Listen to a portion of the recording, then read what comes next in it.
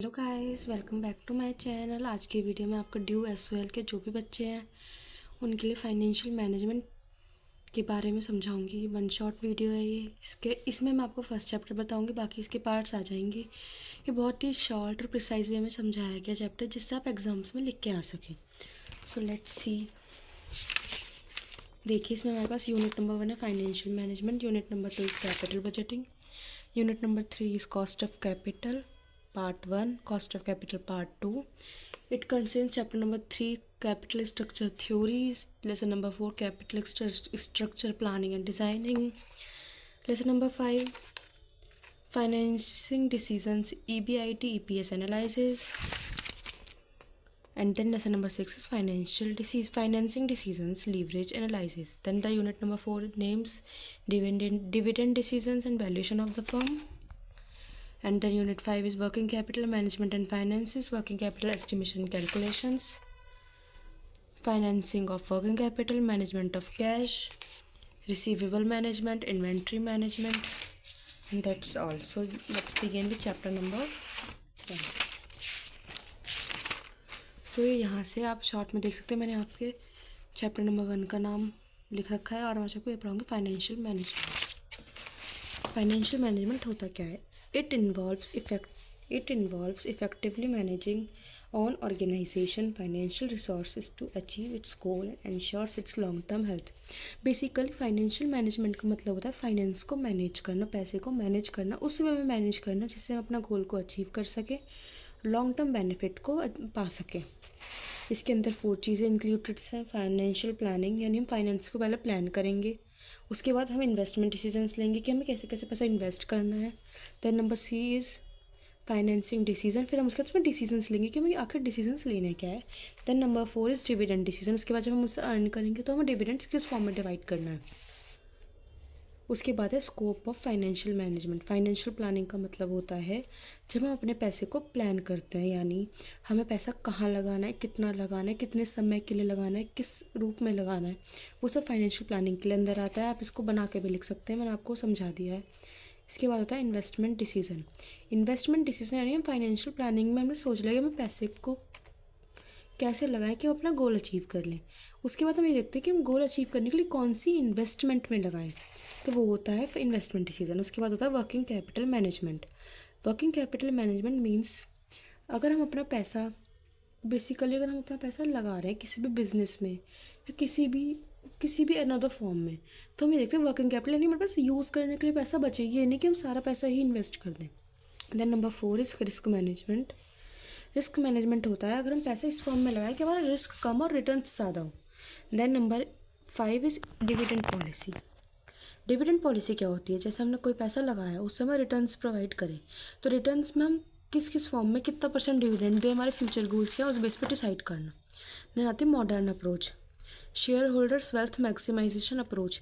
इसका basically financial management का एक अच्छा इंटेंशन होता है क्या, वो अपने शेयर होल्डर्स यानी जिसने उसके शेयर्स खरीदे होते हैं उसकी वेल्थ को मैक्सिमाइज करना। The B part is sustainable finance. हम अपने फाइनेंस को इस फॉर्म में लगाए कि हम लॉस इनकर ना करें, मोस्ट टू मोस्ट प्रॉफिट इनकर करें।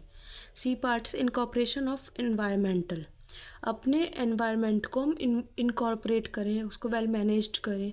देन डी सोशल, यानी हम फाइनेंस मैनेज इस फॉर्म में करें कि हमारी सोसाइटी को कोई नुकसान ना हो। अब इनके हम डिटेल्स देखेंगे। देखिए, एक टॉपिक है हमारे यहाँ पे investment decision. It involves selecting projects on assets in which an organization should invest in funds to funds the alignment with strategic goals। इसमें बताया गया है कि एक इन्वेस्टमेंट डिसीजन जो होता है वो इन्वॉल्व करता है कुछ ऐसे प्रोजेक्ट्स को सेलेक्ट करना कि हम कुछ ऐसे एसेट्स में पैसा लगाएं ऑर्गेनाइजेशन में जिससे कि हमारा फंड्स एक अलाइन फॉर्म में रहे, स्ट्रेटेजिक गोल्स अचीव हो जाएं। Then is working capital management. It managing short-term assets and liabilities to ensure a company has enough liquidity to meet its day-to-day operational need while optimizing the use of resources। Working capital management का मतलब होता है कि इसमें अपने short term asset को manage करते हैं, लाइबिलिटी को मैनेज करते हैं, कि यही 2 चीज़ें हैं जो हमारी शॉर्ट टर्म यानी कि वर्किंग कैपिटल को अफेक्ट करेंगी। और जिससे कि हम अपनी कंपनी को लिक्विडिटी की मेंटेन कर पाएँ, या तो हमारे ऑपरेशनल खर्चे यानी जो डेली लाइफ वाले कंपनी के खर्च होते हैं वो सब कर सकें।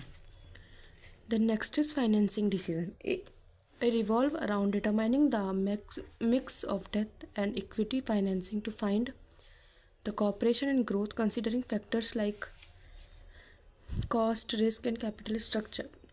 ये हमें बताता है कि हम फाइनेंसिंग डिसीजन यानी पैसे से रिलेटेड डिसीजंस को इस फॉर्म में लें, यानी कि हम डेट कितना लें, इक्विटी कितना लें, उसका स्प्लिट कितना लें, किस रेशियो में लें कि हमारे रिस्क कम हो, ग्रोथ ज़्यादा हो, कॉस्ट फैक्टर को एनालाइज करें, रिस्क फैक्टर को एनालाइज करें, कैपिटल स्ट्रक्चर को मैनेज करें।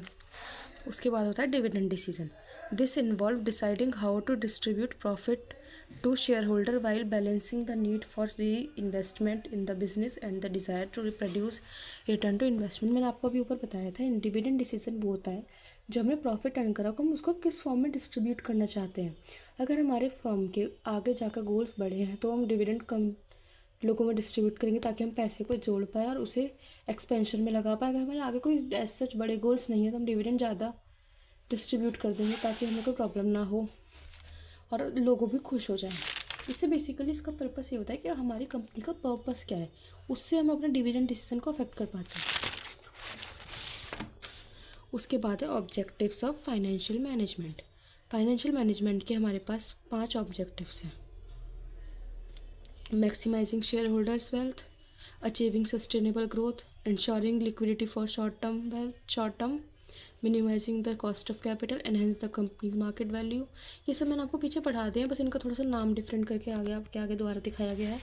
उसके बाद है objection to profit maximisation, narrow focus, ethical issues, negative social and environmental impact. इसका मतलब इसमें बोला गया है प्रॉफिट मैक्सिमाइजेशन के ऑब्जेक्शन क्या है, मतलब हमें प्रॉफिट मैक्सिमेशन में अगर हम फोकस करें तो हमारे उससे क्या क्या चीज़ें अफेक्ट होंगी। नैरो फोकस, अगर हमारी कंपनी का फोकस सिर्फ प्रॉफिट बढ़ाना है तो हमारा और चीज़ों पे, एक्सपेंशन पे, इन सब से फोकस कम हो जाएगा क्योंकि हमें लगेगा सिर्फ पैसा कमाऊँ। उसके बाद है एथिकल इश्यूज़, अगर हम ये सोचेंगे हमें सिर्फ पैसा ही कमाना है तो हम एथिक्स, कल्चर, इन सब से पीछे हो जाएंगे। उसके बाद negative social and environmental effects, अगर हम सिर्फ पैसा कमाने के बारे में ही सोचेंगे तो हम कहीं ना कहीं अपनी सोसाइटी को अफेक्ट कर देंगे क्योंकि हमारे इंटेंशन ही सोसाइटी को sustainable. Next topic is liquidity. Liquidity तरलता, एसेट, कैश कन्वर्ट। लिक्विडिटी मतलब कि हमारा जो पैसा है या हमने किसी भी चीज़ में इन्वेस्ट करना है वो कितना लिक्विड है, यानी हम उसे कितनी जल्दी कैश में कन्वर्ट कर सकते हैं। तो लिक्विडिटी का मतलब होता है हमारी शॉर्ट टर्म फाइनेंशियल ऑब्लिगेशंस को जो कंप्लीट कर पाए, जो कैश में तुरंत कन्वर्ट हो जाए और जो हमारी फाइनेंशियल स्टेबिलिटी को बनाए रखे। उसके बाद है wealth maximisation, increase market value of company in long term. Wealth maximisation से हमारी मार्केट वैल्यू कंपनी की इंक्रीज होगी। इसके बाद है social responsibility, impact on decision of society, environment, stake holders. Social responsibility का मतलब है हम पैसे को इस तरीके से इन्वेस्ट करें, इस तरह से रिटर्न एक्सपेक्ट करें कि भाई सोसाइटी, एनवायरनमेंट सब अच्छे से डेवलप हो, सब चीज़ें अच्छे से हों। उसके बाद है time value of money, it recognises some of today's money future due to potential for investments and earning returns. आपको मुझे लगता है ये सब चीज़ें समझ में आ गई होंगी। यहाँ पर हमारा चैप्टर 1 खत्म होता है, इसके बाद चैप्टर नंबर 2 है और अगर आपको वो पढ़ना है तो आप कमेंट सेक्शन में मुझे बता दीजिए, मैं उसकी भी वीडियो डाल दूँगी क्योंकि अभी एग्ज़ाम में 1 हफ़्ता बच रहा है और ये वीडियो सभी DOSOL वाले बच्चों के लिए जो भी फाइनेंशियल मैनेजमेंट का एग्ज़ाम दे रहे हैं। So prepare well, all the best for your exams, thanks for watching and please like, share and subscribe to my channel.